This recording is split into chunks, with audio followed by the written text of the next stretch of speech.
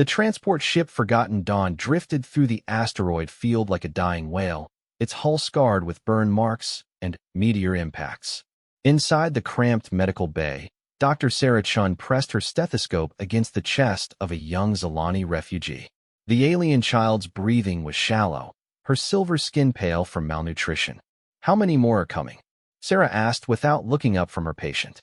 Captain James Rodriguez checked his tablet, scrolling through endless lists of names and species. "Another 3,000 on the next convoy.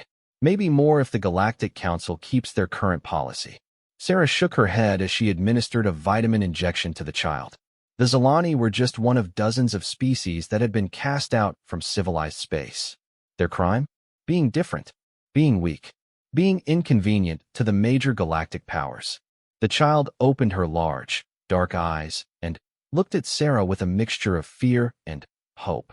Sarah smiled gently, speaking in the broken Zalani she had learned over the past months. "You are safe now. Earth will protect you." Through the ship's viewport, Sarah could see their destination growing larger. Earth hung in space like a blue marble, surrounded by a defensive fleet that had grown exponentially in the past 2 years. What had started as humanity's first contact with alien life had quickly become something much more complicated. The Galactic Council had been clear in their message when they first contacted Earth. Humanity was too young, too violent, too unpredictable to join civilized space. They would be quarantined to their solar system until they proved themselves worthy. What the Council had not expected was humanity's response to their rejection. Instead of accepting isolation, humans had done what they always did when faced with injustice. They had opened their doors to anyone else who had been rejected. Captain Rodriguez received a transmission from Earth Control. The voice of Admiral Patricia Williams crackled through the speakers. Forgotten Dawn *. You are cleared for docking at Station Harmony. Medical teams are standing by. Copy that, Earth Control. We have 47 refugees aboard, including 12 children. They'll need immediate medical attention and processing. Understood, Captain. Welcome home. As the ship approached Earth's orbital stations, Sarah could see the massive construction projects that had transformed humanity's home system. Station Harmony was just one of dozens of refugee processing centers that had been built in record time. Each station was designed to accommodate different atmospheric and gravitational needs. The Zalani child tugged on Sarah's coat and pointed out the viewport. In her broken English mixed with her native language, she asked, "Is that really our new home?" Sarah looked out at the sprawling stations and the blue world beyond. "Yes, little one. Earth welcomes everyone the galaxy has forgotten."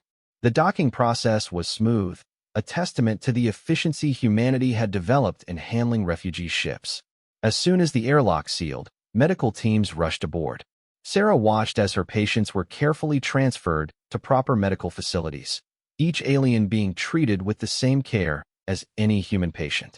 Dr. Marcus Webb, the head of xenobiology at Station Harmony, greeted Sarah as she disembarked. "How was the journey?" "Long," Sarah replied, stretching her back. "The Zalani are in rough shape. Malnutrition, stress-related illnesses. Some of the older ones have given up hope entirely." Marcus nodded grimly. "We're seeing that pattern with a lot of the refugees. The galaxy has been systematically abandoning entire species for decades. We're just now learning the full scope of it." They walked through the station's main corridor, passing aliens of dozens of different species. Tall, crystalline Corvani worked alongside short, furry Tekans. Aquatic Nereans floated in mobile water tanks, while gaseous ethereals communicated through color-changing light displays. "How many are we up to now?" Sarah asked. "Just over 2 million refugees from 87 different species," Marcus replied. "And that's just in this system. The colonies are taking in even more." Sarah was amazed at how quickly humanity had adapted to its role as the galaxy's sanctuary. When the first refugee ship had arrived 18 months ago, Earth had barely been able to handle first contact with one alien species. Now, human children learn basic phrases in dozens of alien languages as part of their standard education. They reached the main observation deck, where Sarah could see the full scope of humanity's transformation. Massive shipyards churned out rescue vessels designed specifically for alien physiology. Agricultural stations grew food crops from hundreds of different worlds. Research centers worked around the clock to develop medical treatments for species that had never been studied before. The Galactic Council is not happy with us, Marcus said quietly. Let me guess. They're calling us dangerous again. Worse, they're saying we're destabilizing the galactic order, that our refugee program is encouraging rebellion among marginalized species. Sarah laughed bitterly. So saving lives is rebellion now? According to them, yes. They've issued 3 formal demands for us to stop accepting refugees and surrender the ones we already have. And our response? Marcus smiled. President Santos told them where they could stick their demands, though she used more diplomatic language. As if summoned by their conversation, a news broadcast began playing on the deck's main screen. President Maria Santos stood at a podium in the United Nations building, addressing not just Earth, but the entire galaxy. To our friends among the stars who have found refuge with us, know that Earth's commitment to you is absolute. To those who would deny sanctuary to the innocent, know that humanity will not bend to threats or intimidation. We have learned from our own history that the true measure of a civilization is not its technology or its military might, but how it treats those who cannot defend themselves.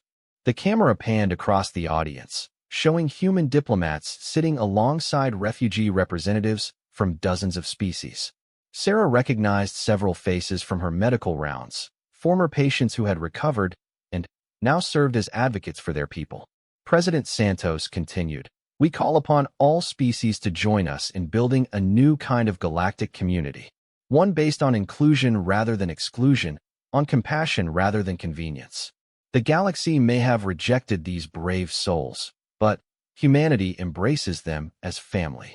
The broadcast ended to thunderous applause from the mixed audience. Sarah felt a surge of pride in her species, even as she worried about the challenges ahead.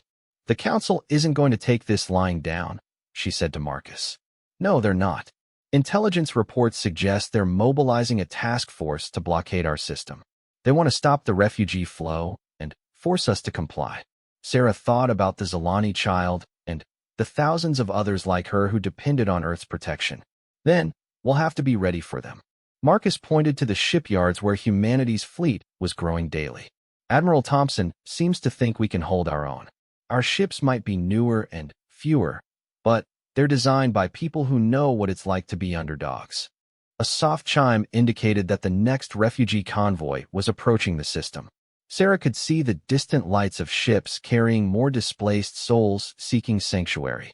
Each ship represented hundreds or thousands of beings who had been deemed unworthy by the galactic establishment.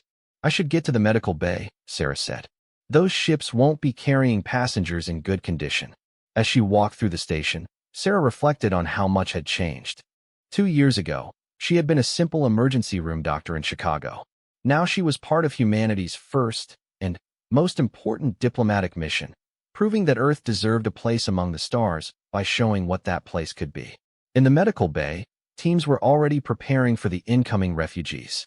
Human doctors worked alongside Corvani healers and Tekken herbalists, sharing knowledge and techniques. It was a perfect example of what the galaxy could become if its leaders would embrace cooperation instead of hierarchy.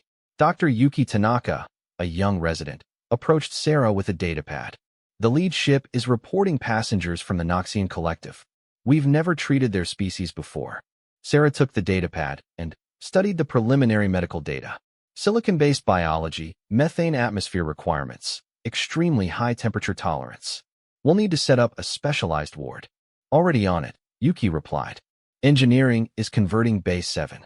We should be ready in 30 minutes. Sarah smiled at the efficiency of her team. Humanity had always been good at adapting to impossible situations. Now that skill was being used to save lives across the galaxy. As the refugee ships drew closer, Sarah could see escort fighters from Earth's defense fleet forming a protective corridor. These ships bore the insignia of the Terran Refugee Protection Service, a military branch that had been created specifically to guard the convoys. Commander Lisa Park's voice came over the intercom. "All stations, we have confirmed arrival of Convoy Delta 7. 43 ships carrying approximately 15,000 refugees. Medical teams, prepare for immediate intake." Sarah gathered her staff for a final briefing. "Remember, we're not just treating patients today. We're showing the galaxy what humanity stands for. Every life we save, every family we reunite, every child we heal is a victory against the forces that would divide us. The first refugee ship docked with a gentle thud. Sarah could hear the hiss of atmosphere equalizers as the station's systems adapted to accommodate the new arrivals. Through the reinforced observation windows, she could see the Noxians emerging from their ship, tall, crystalline beings that glowed with internal heat. A Noxian elder approached the medical station, moving slowly due to obvious injuries. Through a universal translator, he spoke in a voice like grinding stone. "We were told humans would help us. My people are dying." Sarah stepped forward, her voice steady and confident. "Then, we will heal them. That's what we do here." As the medical teams rushed into action, Sarah felt the weight of responsibility on her shoulders. The galaxy had rejected these beings, but humanity would prove that rejection wrong. One patient at a time, one life at a time, Earth would build the sanctuary that the stars had failed to provide. The Noxian elder watched as human doctors immediately began treating his people, asking no questions about their background or their worth. Tears of molten mineral rolled down his crystalline face as he realized that his long search for hope had finally ended. "Why do you help us?" he asked Sarah. Sarah looked around at the bustling medical bay, where humans and aliens, the war room deep beneath the United Nations building, hummed with quiet tension. Admiral Patricia Williams stood before a massive holographic display showing the solar system's defenses, her weathered face illuminated by the blue glow of tactical information. "They're not just posturing this time," she said to the assembled leaders. "Long-range sensors confirm a galactic council fleet of 200 ships massing at the edge of the system." President Maria Santos studied the display, her expression calm despite the magnitude of the threat. "What's their estimated arrival time?" 72 hours if they maintain current speed," Admiral Williams replied. "But, ma'am, we need to discuss evacuation protocols for the refugee stations." "No." President Santos's voice was firm. "We don't abandon our people. Any of our people." Dr. Kenji Nakamura, Earth's lead xenobiologist, shifted uncomfortably in his chair. "Madam President, with respect, we're talking about 200 of the most advanced warships in the galaxy. Our fleet has 60 vessels, most of them converted civilian ships. Numbers aren't everything, Doctor," Admiral Williams interjected. "Our ships may be newer, but they're designed with hard-learned lessons. And our crews have something the Council forces don't." "Which is?" asked Foreign Minister Elena Kozlov. "They're fighting for their home. The Council ships are here on orders, fighting for politics. There's a difference." Through the reinforced windows of the war room, President Santos could see the lights of New Geneva glittering in the distance. Somewhere up there, in the orbital stations and moon bases, millions of refugees were going about their daily lives, many unaware that their sanctuary was about to be tested. Ambassador Trixnell of the Corvani Collective entered the room, her crystalline form casting rainbow patterns on the walls. As one of the first refugee species to establish a permanent presence on Earth, the Corvani had become invaluable advisors on galactic politics. "President Santos," Trixnell said, her voice like wind chimes, "I bring word from the Refugee Council. They wish to know if they should prepare evacuation ships. Tell them the same thing I told everyone else. We don't run."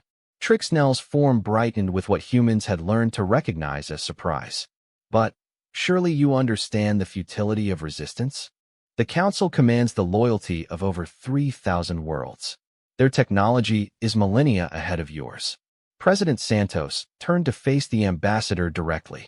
"Ambassador, when my species was young, we had a saying, the only thing necessary for evil to triumph is for good people to do nothing. We've learned that sometimes the right choice isn't the easy choice, even if it means destruction, especially then." Admiral Williams brought up a new display showing Earth's defensive preparations. "We've positioned our fastest ships along the convoy routes. If the situation becomes hopeless, we can evacuate the most vulnerable refugees to the outer colonies." "And who decides who's most vulnerable?" President Santos asked. "The children? The elderly? The injured? Everyone on those stations trusted us to protect them." Dr. Nakamura leaned forward. "Madam President, I understand the moral position, but we have to be realistic. Even if we could win this battle, the Council would just send a larger fleet. We can't fight the entire galaxy. Maybe we can't fight them, President Santos replied. But we can show them what they're really fighting against. She activated the communication system, broadcasting on all frequencies used by both human and refugee populations. Her image appeared on screens throughout the solar system, from the deepest mining stations on Pluto to the orbital habitats around Mercury. My fellow humans and our honored guests, she began. In 72 hours, the Galactic Council will arrive at our doorstep with a simple demand: surrender the refugees or face destruction. They believe that by threatening us with superior numbers and technology, they can force us to abandon our principles. On Station Harmony, Dr. Sarah Chun watched the broadcast while treating a young tech engineer who had been injured in a construction accident. Around them, refugees and humans alike stopped their work to listen. They are wrong, President Santos continued. Throughout human history, we have faced impossible odds. We have been told we were too weak, too young, too divided to stand against overwhelming power. Each time, we proved our doubters wrong, not through superior technology, but through the strength of our convictions. The tech engineer gripped Sarah's hand with his furry paw. Doctor, are you really going to fight for us? Sarah smiled gently. We're going to fight for all of us. President Santos's broadcast continued across the system. Today, we face a choice that will define not just humanity's future, but the future of every being who has found sanctuary among us. We can choose fear, or we can choose hope. We can abandon our friends, or we can stand with them. In the asteroid mining stations, human workers stood shoulder to shoulder with Noxian crystal shapers and ethereal energy weavers. On the moon colonies, children of a dozen different species played together in the low-gravity gardens while their parents watched the broadcast with growing determination. I want you all to know that whatever happens in the coming days, you have already won a victory that no weapon can take away. You have built something beautiful together. You have proven that differences in biology, culture, and origin mean nothing compared to the bonds of compassion and mutual respect. Admiral Williams monitored fleet communications as President Santos spoke. Throughout the human ships, morale indicators were rising. The refugee vessels that had joined Earth's Defense Force were reporting ready for combat despite their civilian origins. The Galactic Council believes that might makes right, President Santos said.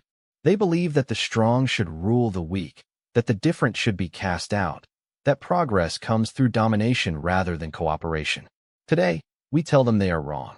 The broadcast ended, but its impact rippled throughout the system. In the hours that followed, something remarkable began to happen. Refugees who had been resigned to evacuation started volunteering for defense duties. Scientists shared technologies they had kept hidden from their former oppressors.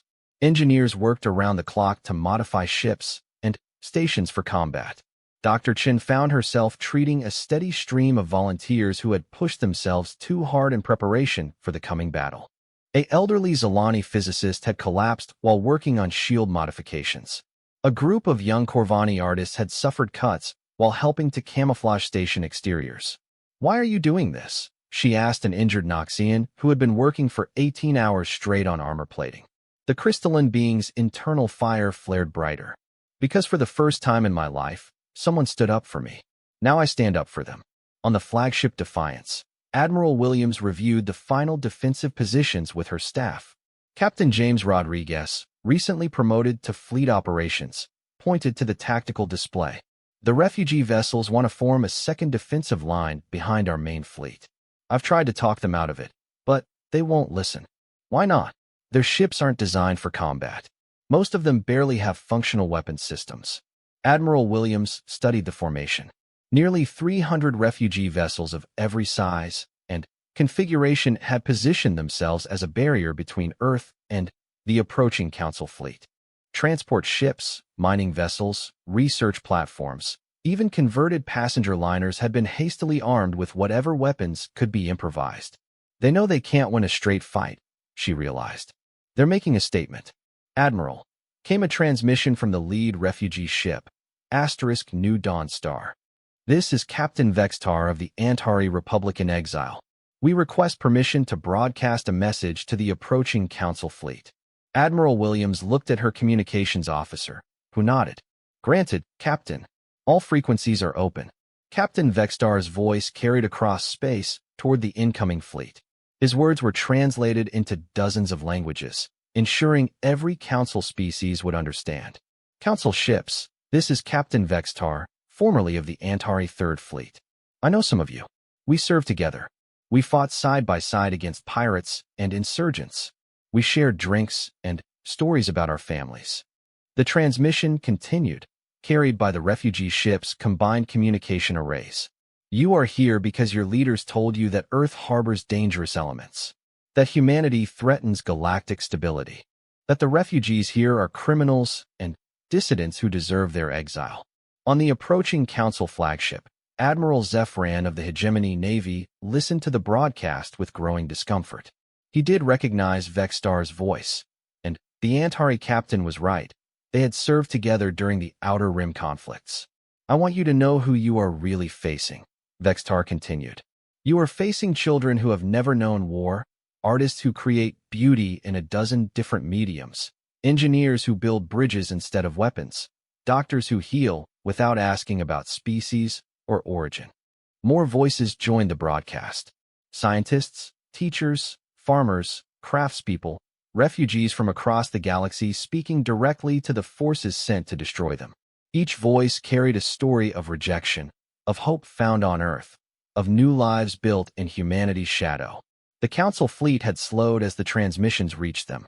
Admiral Zephyran found himself facing questions from his own crew, many of whom had friends and family members among the refugee species. On Earth, the countdown continued. Military preparations were complete, evacuation routes were established, and every human knew their role in the coming battle. But something else was happening as well, something that hadn't been planned or ordered. Across the system, humans and refugees worked together on projects that had nothing to do with defense. Children continued their lessons in multicultural classrooms. Artists collaborated on murals depicting hope and unity. Musicians composed symphonies that blended human melodies with alien harmonies. Dr. Chin took a break from her medical duties to visit the station's main observation deck. Through the transparent aluminum windows, she could see the lights of the approaching Council fleet, still distant but growing brighter. Closer to the station, the improvised refugee defense line maintained its position despite the hopelessness of their situation. Beautiful, isn't it? Said a voice behind her. She turned to see Ambassador Trixnell, the Corvani representative who had been in the war room earlier. What is? All of it. The refugees who refuse to run. The humans who refuse to surrender. The impossible hope that somehow this will work out right. Sarah looked back at the fleet formations. You think we're going to lose. I think you've already won. The question is whether the Council will realize it before they make a terrible mistake. 60 hours before the estimated arrival of the Council fleet, something unexpected happened. A small group of ships broke away from the main formation and approached Earth under a flag of truce. Admiral Williams watched their approach with cautious optimism. They're requesting permission to dock with Station Harmony, reported her communications officer. The lead ship is transmitting Antari diplomatic codes. Grant permission, but keep our weapons trained on them. This could be a trick. The Antari diplomatic vessel Speaking Truth docked with the station under heavy guard. From it emerged not soldiers, but civilian representatives from a dozen different Council species. They were met by President Santos and Ambassador Trixnell in the station's main diplomatic suite. The Antari ambassador, a tall, blue-skinned humanoid named Calvin, spoke first. Madam President, we come not as representatives of the Council, but as concerned citizens of our respective worlds. We have heard the broadcast from your refugee population, and many of our people are questioning whether this conflict is truly necessary. There are voices on our worlds calling for a peaceful resolution. President Santos studied the assembled aliens carefully. What kind of resolution? The Council is divided, admitted another ambassador, an insectoid being from the Chithari hive. Some members believe that humanity's refugee program represents a fundamental threat to galactic order. Others argue that your actions have exposed flaws in our system that need addressing. We're not asking the Council to change overnight, President Santos replied. We're asking them to stop punishing innocent beings for the crime of being different. Kelvin activated a holographic display showing voting records from the Galactic Council chambers. There are 147 member worlds that have expressed support for a compromise solution. If we can delay the military action and open formal negotiations, the refugee ships won't back down, President Santos said firmly. And neither will we. But if the Council wants to talk instead of fight, we're willing to listen. As the diplomatic talks continued, the human and refugee populations maintained their defensive positions. The message was clear: Earth was prepared for war, but preferred peace. The choice belonged to the Galactic Council. In the medical bay, Dr. Chun treated the last of the volunteers preparing for battle. A young human engineer sat next to an elderly Tekken philosopher, both waiting for bandages on minor injuries sustained during their defense preparations. "Do you think it will work?" the engineer asked. "The diplomacy, I mean." The Tekken's whiskers twitched in what Sarah had learned was their equivalent of a thoughtful expression. "Perhaps. But even if it does not, we have accomplished something remarkable here." The bridge of the Council flagship Eternal Authority buzzed with tense activity as Admiral Zephyran studied the tactical displays. What should have been a simple enforcement action had become something far more complicated. The refugee broadcasts had reached every ship in his fleet, and their effect on morale was becoming impossible to ignore. "Admiral," reported his communications officer, a young hegemony officer named Telnara, "we're receiving requests for clarification from 17 different ship commanders. They're asking about the specific nature of our mission." Zephyran's jaw tightened. In 40 years of military service, he had never had subordinates question orders so openly. "Tell them our mission remains unchanged. We are here to restore galactic order."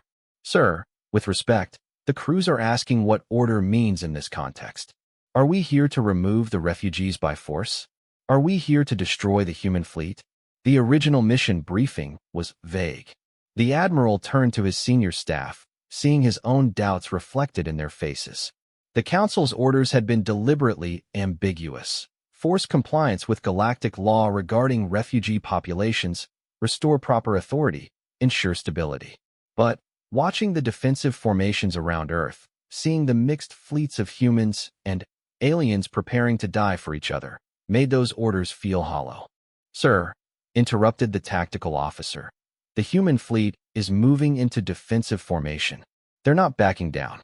On the main screen, Earth's forces arranged themselves in a pattern that Admiral Zephyran recognized from his military academy studies.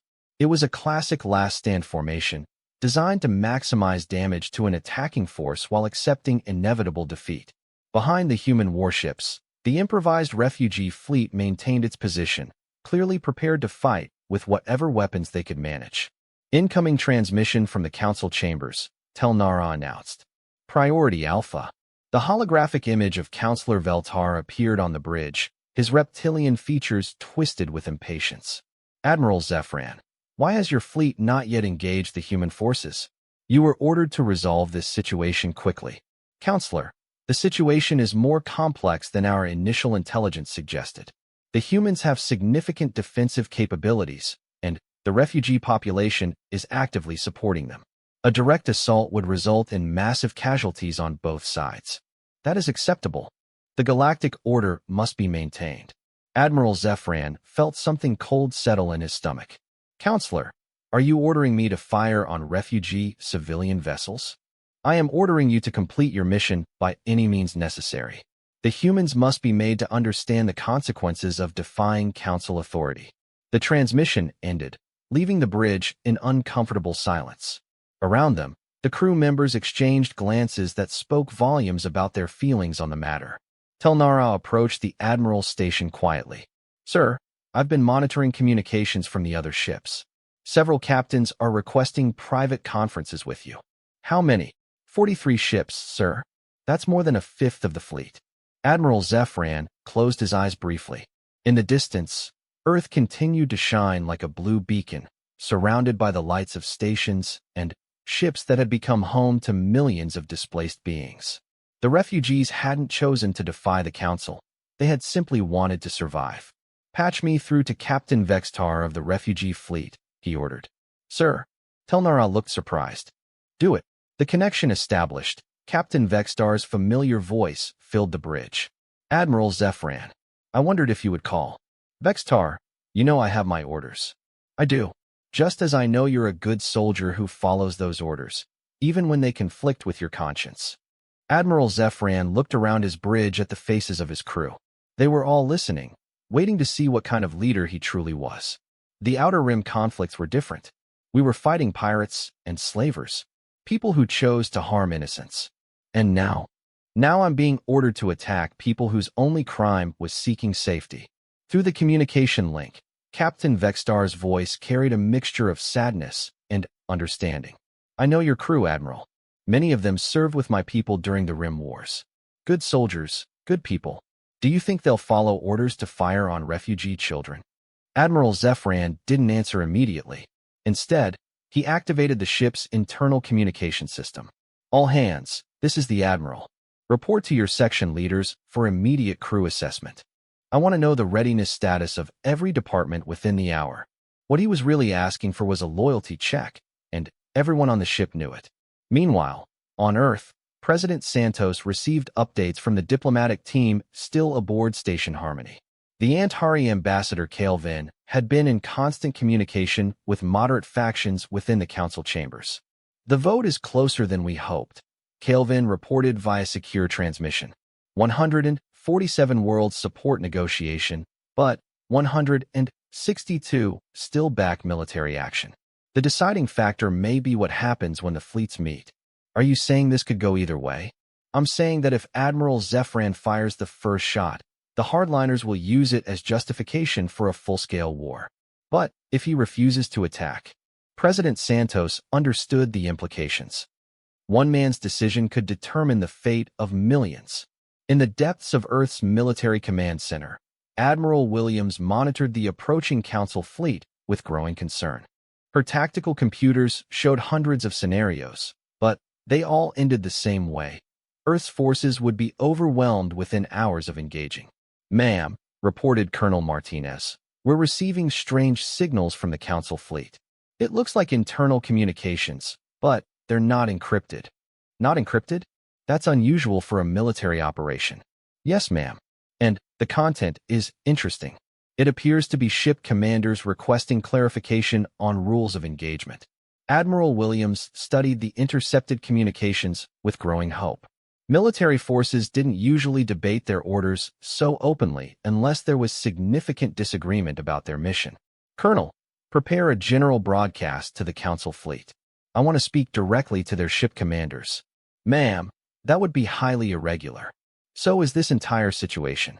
Do it. The transmission went out on standard military frequencies, ensuring every Council ship would receive it.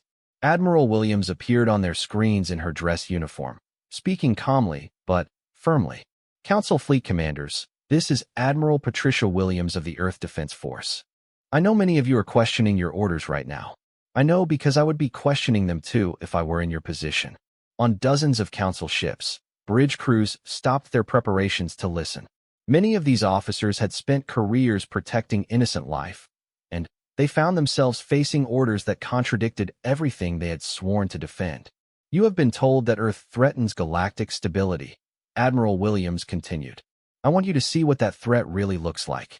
The transmission switched to live feeds from throughout the solar system. Council officers watched human and alien children playing together in zero-gravity playgrounds. They saw mixed medical teams treating patients without regard to species. They witnessed elderly refugees teaching their traditional crafts to eager human students.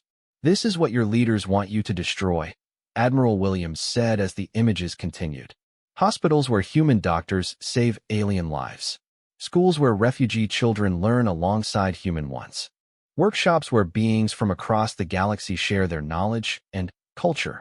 The transmission showed construction projects where humans worked alongside refugees to build new habitats, research stations where scientists of multiple species collaborated on medical breakthroughs, and art galleries displaying works that blended human and alien aesthetic traditions. We are not harboring criminals or dissidents, Admiral Williams concluded. We are providing sanctuary to families, children, elderly beings, and anyone else the galaxy has decided to abandon. If that makes us dangerous, then I suppose we are. But judge for yourselves what kind of danger we represent. The transmission ended, leaving the Council fleet to contemplate what they had seen. Admiral Zephyran stared at his dark screen for a long moment before turning to his crew assessment reports. The results were exactly what he had feared. Telnara, what's the crew's status? Sir, morale is at critical levels. Department heads report that 60% of personnel have expressed reservations about the current mission. Engineering reports multiple cases of technical difficulties with weapons systems. Technical difficulties? Sir, I believe they're sabotaging their own equipment rather than use it against the refugees. Admiral Zephyran looked out at the approaching Earth. In just 18 hours, his fleet would be in optimal firing position. The Council expected him to begin the attack immediately upon arrival, but his own people were telling him they wouldn't fight. Give me a private channel to the other ship commanders. All of them. Within minutes, 43 Council captains were linked in a secure conference call that would have been considered treasonous under normal circumstances. Admiral Zephyran looked at their faces on his screen, officers he had served with for decades, people he trusted with his life. I know why you're calling, said Captain Mordeth of the cruiser Swift Justice. My crew is asking the same questions yours is. This isn't what we signed up for, added Captain Yilnara of the destroyer Righteous Fury. We became military officers to protect innocent life, not to attack it. Admiral Zephyran made his decision. I need to know how many of you will follow orders to fire on refugee civilians. The silence that followed gave him his answer. Captain Vextar, still monitoring communications from his refugee command ship, detected the massive spike in encrypted traffic between Council vessels. Whatever was happening over there, it was big. Captain, reported his communications officer, a young Tekkan named Piptar, were detecting signs of discord in the Council fleet. Multiple ships are requesting permission to withdraw from formation. How many? At least 50, sir. Maybe more. On Station Harmony, Dr. Sarah Chun continued her medical rounds despite the approaching deadline. The station's population had swelled with volunteers from across the solar system, humans and aliens who wanted to be present for whatever happened next. She found herself treating anxiety-related symptoms more than physical injuries. An elderly Corvani artist sat in the waiting area, his crystalline form dim with worry. Doctor, he said through the universal translator, will the Council really attack civilian stations? Sarah sat beside him, her voice gentle but honest. I don't know. But I do know that whatever happens, we'll face it together. I am old, the artist continued. I remember when the Corvani were cast out from our original homes. We wandered for decades, rejected by world after world. When we arrived here, I thought it was just another temporary shelter. But this place, what about it? This place feels like home. Not because of the buildings or the technology, but because of the people, human and alien, all working together. I had forgotten that was possible. Sarah squeezed his crystalline hand gently. It's possible because people like you make it possible. Throughout the solar system, similar conversations were taking place. Refugees who had given up hope were rediscovering it in the face of potential destruction. Humans who had never imagined themselves as galactic heroes were preparing to defend principles they barely understood a year ago. The countdown continued. 16 hours until the Council fleet reached Earth. Admiral Zephyran had stopped pretending his mission was proceeding normally. Half his fleet was in open revolt, and the other half was questioning their orders with increasing boldness. Sir, Telnara reported, Counselor Veltar is demanding a status update. Tell him we're proceeding as ordered. Sir, he's specifically asking about our readiness to commence orbital bombardment of refugee facilities. Admiral Zephyran felt the words hit him like a physical blow. Orbital bombardment. The Council wasn't just asking him to arrest refugees or force compliance. They wanted him to destroy entire stations full of civilian populations. Telnara, send a coded message to all fleet commanders. Emergency conference in 4 hours. Maximum security protocols. The emergency conference of Council fleet commanders took place in the vast cargo bay of Admiral Zephyran's flagship, with holographic projectors allowing officers from across the fleet to participate. What had begun as a military operation was transforming into something unprecedented in galactic history, a moment when conscience would challenge authority. Admiral Zefran looked at the assembled faces of his subordinates, both physically present and projected from their own ships. These were career military officers, people who had spent their lives following orders without question. But the expressions he saw now were those of beings wrestling with a fundamental moral crisis. "I've called this conference because we need to address the reality of our situation," he began. "The Council has issued specific orders regarding the refugee populations around Earth.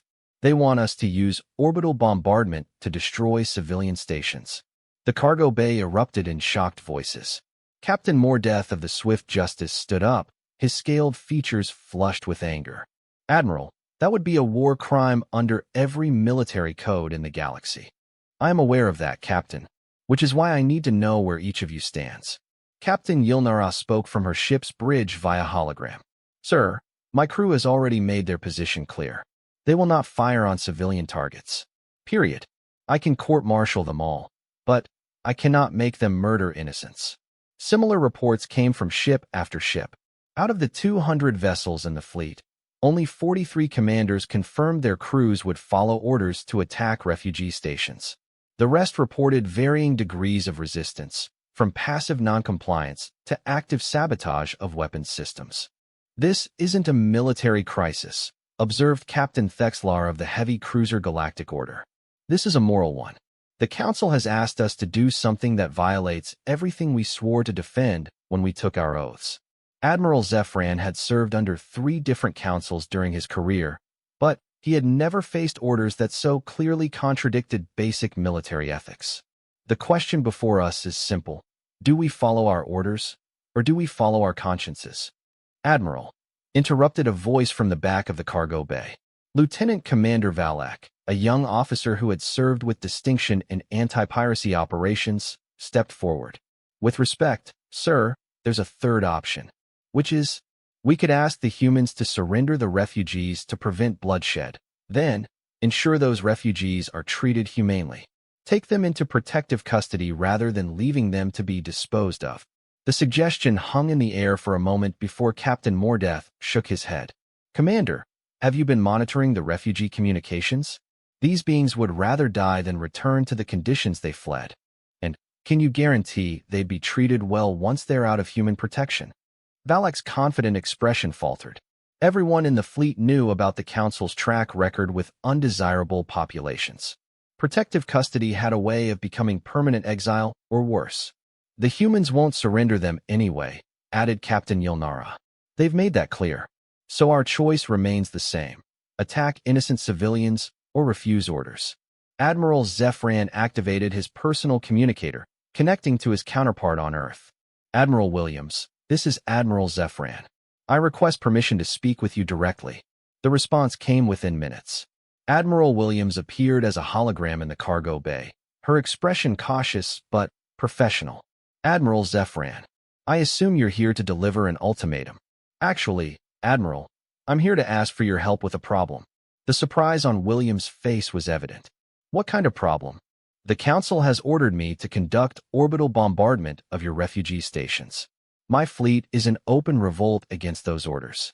We need to find a solution that doesn't require anyone to commit war crimes." Admiral Williams stared at him for a long moment. Around the cargo bay, Council officers watched the exchange with fascination. This was not how military conflicts were supposed to develop. "What are you proposing?" Williams asked. "A joint operation. We announced that Earth has agreed to relocate the refugee populations to neutral space, under joint Human Council supervision. Your people get time to establish new settlements in unclaimed systems. My people avoid having to attack civilians, and the Council gets to claim they resolved the crisis." "And the refugees themselves? Do they get a choice in this relocation?" Captain Vextar's voice came through on an open channel. "Admiral Williams, if I may, the refugees have discussed this possibility. We would agree to relocation if we can maintain our alliance with Earth and if humans are allowed to establish colonies alongside us." The implications were staggering. Instead of a military defeat for Earth, they were discussing a massive expansion of human influence through voluntary refugee partnerships. Admiral Williams looked thoughtful. "Admiral Zefran, I need to consult with my government." How much time do we have? The Council expects me to begin the attack in 12 hours. I can delay for perhaps 6 hours beyond that before they send reinforcements. 18 hours to reorganize the entire galactic refugee crisis. That's optimistic. Admiral, interjected Captain Thexlar, there's something else you should know. My ship's communications officer has been monitoring Council chamber transmissions. The vote on this operation was much closer than publicly reported. If we can present them with a fait accompli, a negotiated solution that saves face for all parties, the moderate faction might be able to override the hardliners. Admiral Zephyran felt a spark of hope. You're saying this crisis could actually strengthen the moderate position? If we handle it right, yes. But it requires the humans to appear reasonable while still maintaining their principles. Admiral Williams smiled grimly. That's been our specialty lately. Very well, Admiral Zephyran. Let's see if we can pull this off. The next 18 hours became a masterclass in crisis diplomacy. Teams of humans, refugees, and moderate council representatives worked around the clock to draft agreements that would satisfy all parties while actually improving conditions for displaced populations. On Earth, President Santos addressed an emergency session of the United Nations, now expanded to include refugee representatives from 47 different species. The assembly hall had been modified to accommodate various atmospheric and gravitational requirements, creating a bizarre but beautiful mixture of beings working together. The proposal before us is ambitious, President Santos explained. We would commit to establishing joint human refugee colonies in 7 different star systems. These colonies would be fully independent, with Earth providing initial infrastructure support and the refugees contributing their knowledge and skills. Ambassador Trixnell of the Corvani spoke for the Refugee Council. Madam President, our people are willing to relocate if it means avoiding war. But we want guarantees that these colonies will be permanent, not just temporary way stations. You have them. Earth commits to treating these colonies as our closest allies, with full trade partnerships and mutual defense agreements. Dr. Sarah Chun, attending as a representative of the humanitarian response teams, raised her hand. What about refugees who want to remain in the Sol system? Some have established deep roots here. Any refugee who wishes to remain on Earth or in Earth's territories may do so, President Santos replied. This relocation is voluntary, not mandatory. The implications went far beyond simple refugee resettlement. Humanity was proposing to leap from a single-system civilization to a multi-system alliance spanning dozens of worlds. It was audacious, risky, and exactly the kind of bold move that had brought them to this point. Meanwhile, Admiral Zephyran found himself coordinating with Earth's military to plan what he was privately calling the most unusual evacuation in galactic history. Instead of forced deportation, they were organizing a massive voluntary migration with full military escort. The logistics are incredible, admitted Admiral Williams during one of their planning sessions. We're talking about moving 2 million beings to 7 different star systems, with all their possessions and equipment. My fleet can provide transportation for the heavy equipment, Admiral Zephyran offered. Our ships are better suited for long-range cargo hauling. You realize this makes us allies, not enemies? Admiral Zephyran smiled, the first genuine smile he'd worn in weeks. Admiral, I've spent 40 years fighting for galactic stability. This is the first time I've seen a chance to actually achieve it. On Station Harmony, the mood had shifted from desperate defense to excited preparation. Refugees who had expected to die in battle were instead planning new communities on distant worlds. The Zalani had chosen a system with crystal formations that reminded them of home. The Noxians selected a high-temperature world that would accommodate their silicon-based biology. The Corvani partnered with human engineers to design stations that would orbit gas giant planets. Dr. Chen found herself overwhelmed with work as medical teams prepared for the largest patient transfer in history. Each refugee would need full medical screening, vaccination updates for their destination worlds, and personalized treatment plans for the journey. The irony is perfect, she told her staff during a brief break. The council tried to force us to abandon the refugees, and instead we're giving them permanent homes and turning them into our allies. The young resident, Dr. Tanaka, looked confused. How is that ironic? Because now instead of being isolated in our own system, We'll have human colonies spread across dozens of worlds, each one protected by refugee populations with every reason to defend us. The Council tried to quarantine humanity and ended up giving us a galactic empire. The final diplomatic breakthrough came when Ambassador Calvin delivered a crucial message from the Council chambers. The moderate faction had managed to reframe the entire crisis as a successful, managed relocation operation that demonstrated Council wisdom and flexibility. Councillor Veltar is furious, Calvin reported, but he's been outvoted. The official Council position is that this relocation represents a measured response that maintains galactic order while addressing humanitarian concerns. President Santos couldn't hide her amusement. So they're taking credit for our solution? Politicians always take credit for good outcomes, Madam President. The important thing is that they're allowing it to proceed. As the 18-hour deadline approached, something remarkable was happening throughout the solar system. What had been planned as a desperate evacuation had transformed into a celebration of new beginnings. Human and alien families worked together to pack belongings and share memories. Children drew pictures of their new homes, while adults planned communities that would blend the best traditions of dozens of worlds. Admiral Zefran stood on his bridge, watching the massive logistical operation unfold. Transport ships moved between stations and planets, carrying not refugees fleeing in terror, but colonists embarking on exciting adventures.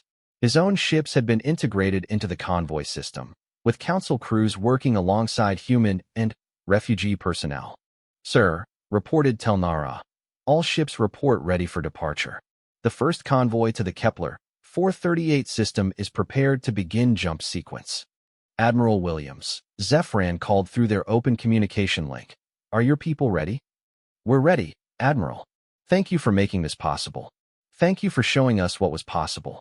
As the first ships engaged their hyperdrives and leaped toward distant stars, Dr. Chin watched from Station Harmony's observation deck.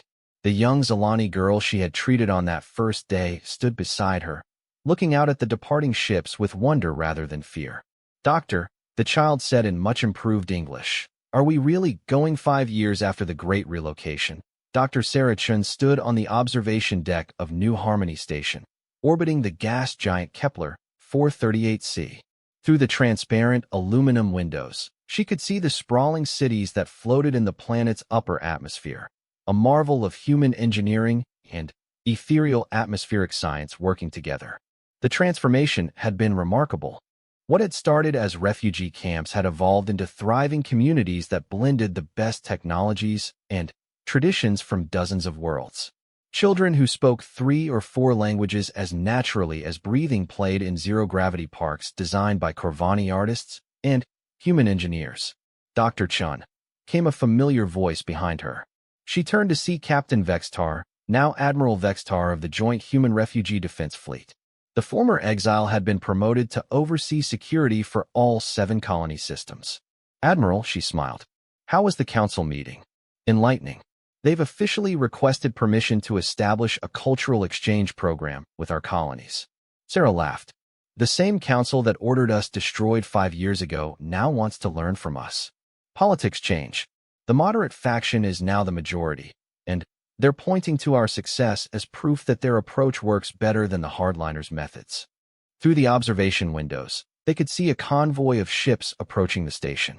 These weren't refugees fleeing persecution, but voluntary immigrants attracted by the opportunities and freedoms available in the human-allied systems.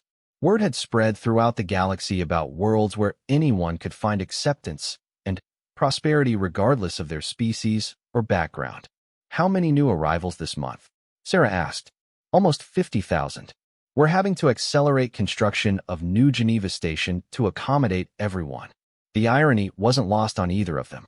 The Galactic Council's attempt to isolate humanity had instead created a powerful alternative that was drawing beings from across the galaxy. The exile that was meant to weaken Earth had made it the center of a growing interstellar alliance. Dr. Chin's communicator chirped with an incoming message.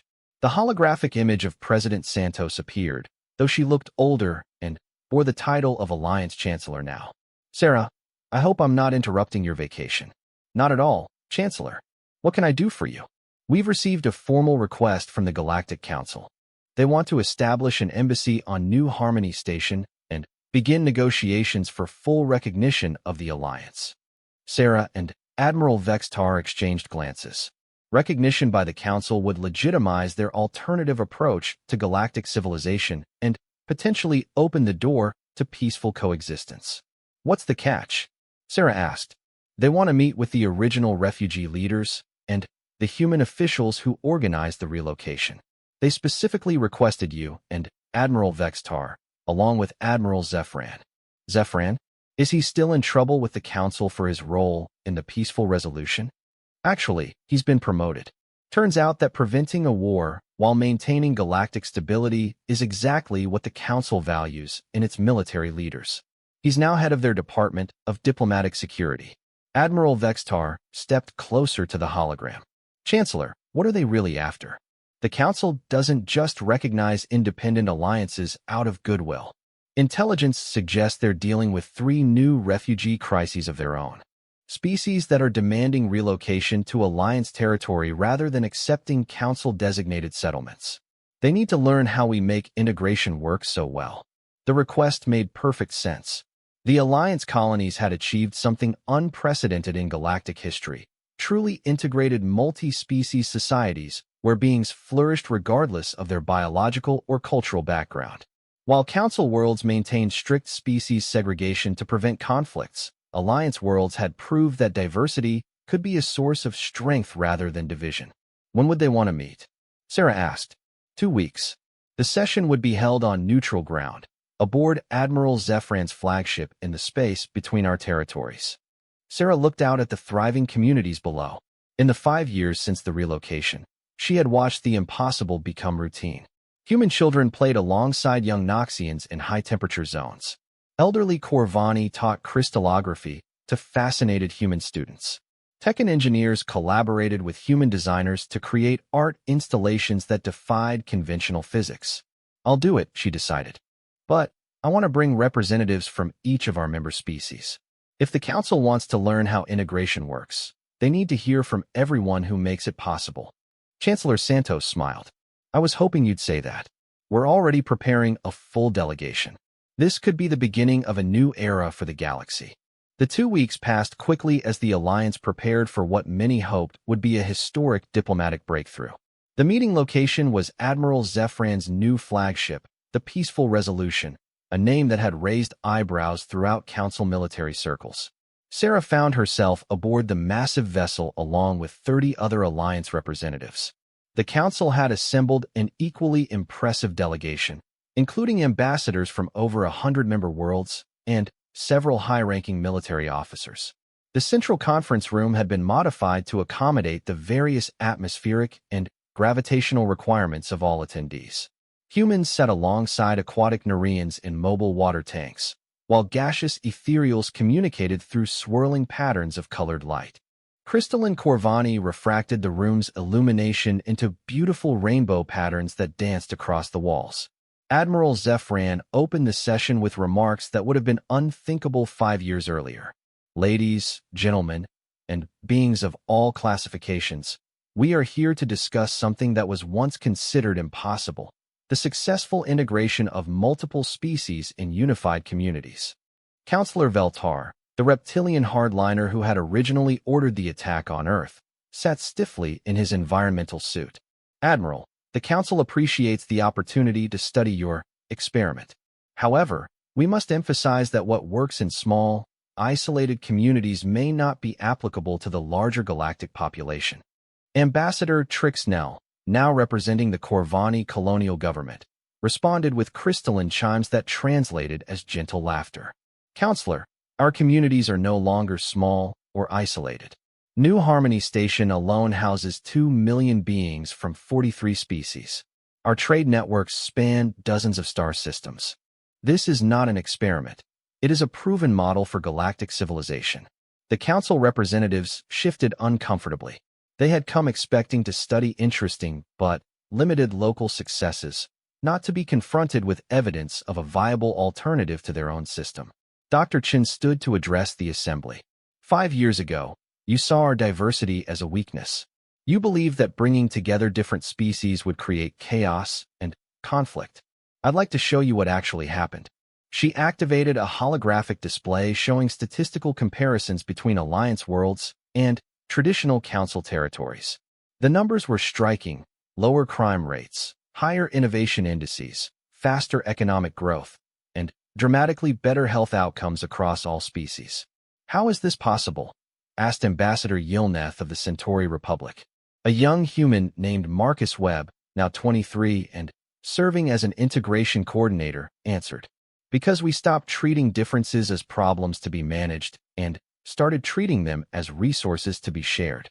When the Noxians taught us high-temperature manufacturing techniques, we didn't just learn their methods. We combined them with human engineering approaches to create something neither species could have developed alone."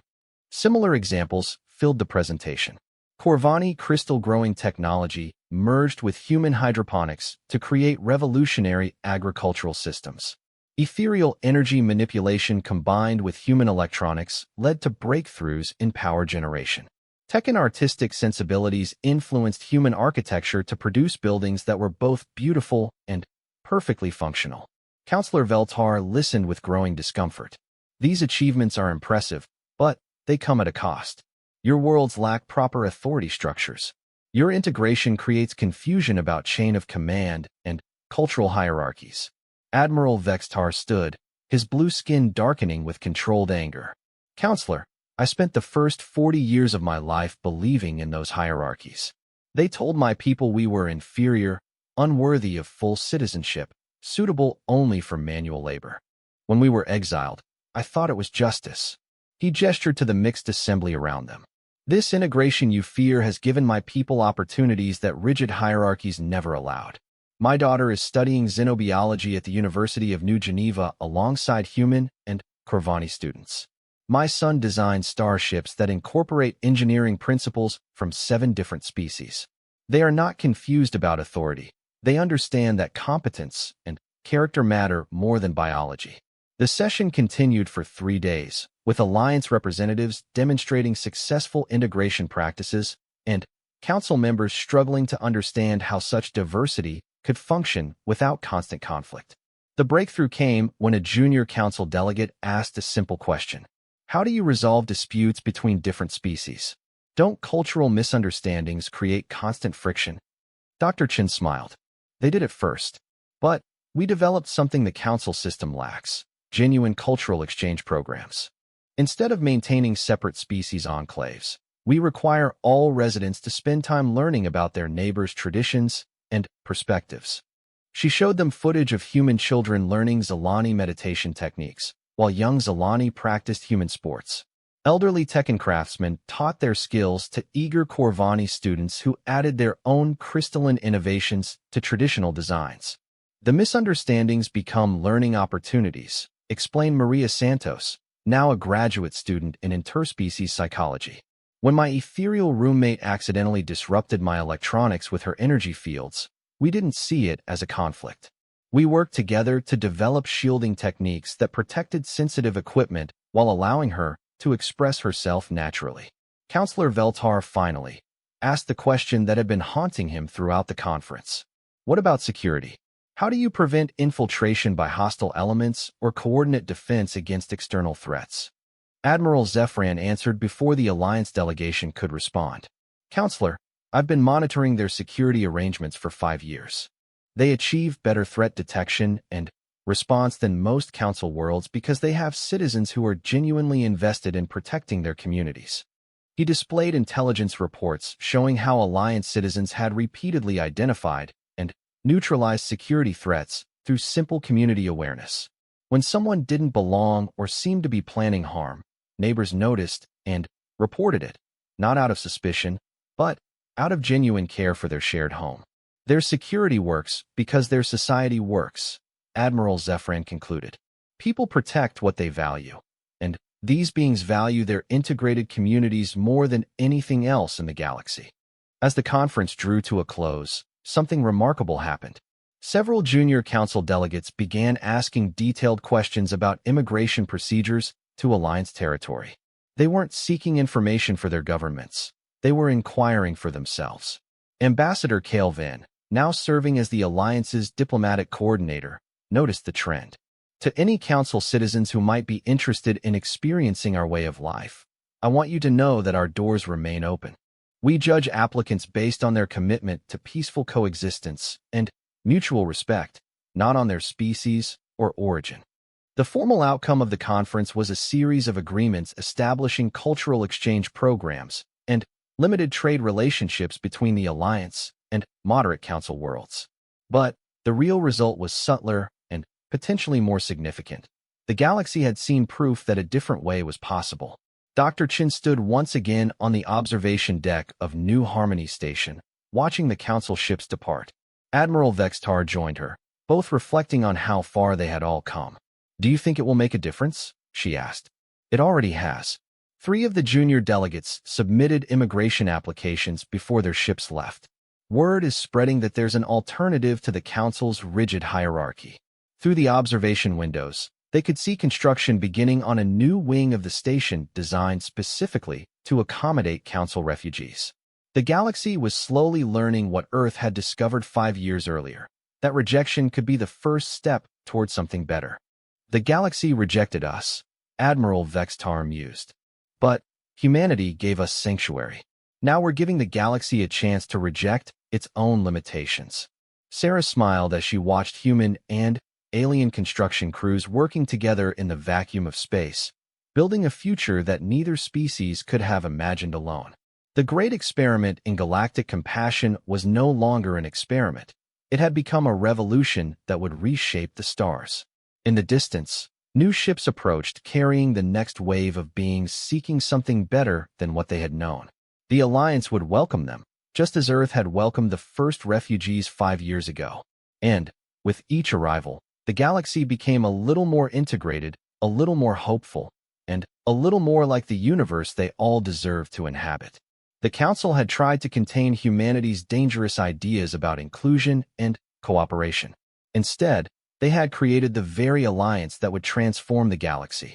The rejected had become the sanctuary, and the sanctuary had become the future. To have our own world. "You're going to have 7 worlds," Chen replied. "And Earth will always be your friend." The galaxy had tried to reject them all, but, in doing so, it had created something unprecedented, a coalition of species united not by conquest or politics, but by shared experiences of exclusion and mutual aid. The refugees were no longer homeless wanderers. They were the founding populations of humanity's first interstellar alliance. What had begun as a crisis of conscience had become a revolution of compassion, and the galaxy would never be the same. "Yes, sir." As the Admiral prepared for what might be the most important military conference of his career, the defenders around Earth made their own final preparations. Admiral Williams reviewed defensive positions one last time, knowing that strategy alone wouldn't save them if the Council fleet attacked in full force. But something was happening out there in the darkness between the fleets. Change was coming, carried on radio waves and shared doubts, spreading through the Council forces like a virus of conscience. The next few hours would determine not just the fate of Earth's refugees, but the future of galactic civilization itself. And, for the first time since this crisis began, Admiral Williams allowed herself to hope that wisdom might prevail over orders. In the distance, the Council fleet continued its approach, but its unity was fracturing with each passing hour. Admiral Zephyran was about to make a choice that would echo across the galaxy for generations to come. "What's that?" "We have proven that hope is contagious, that compassion can spread across species barriers, that sometimes the greatest victories are won not through strength, but through the simple act of caring for one another." Sarah smiled as she applied the last bandage. Outside the medical bay, humans and aliens continued their preparations, ready for whatever the next 48 hours would bring. The galaxy had rejected them all, but together they had built something worth defending. The real question was whether the rest of the galaxy would have the wisdom to see it before it was too late. Outside the station, more refugee convoys were already approaching, carrying their precious cargo of hope and determination. Earth's great experiment in galactic compassion was just beginning, and Sarah knew that the real test was yet to come. The Galactic Council might have the power to reject entire species, but they had underestimated humanity's capacity for defiance in the face of injustice. As long as there were beings in need of sanctuary, Earth would provide it, no matter the cost. The galaxy had made its choice. Now humanity would show them a better way.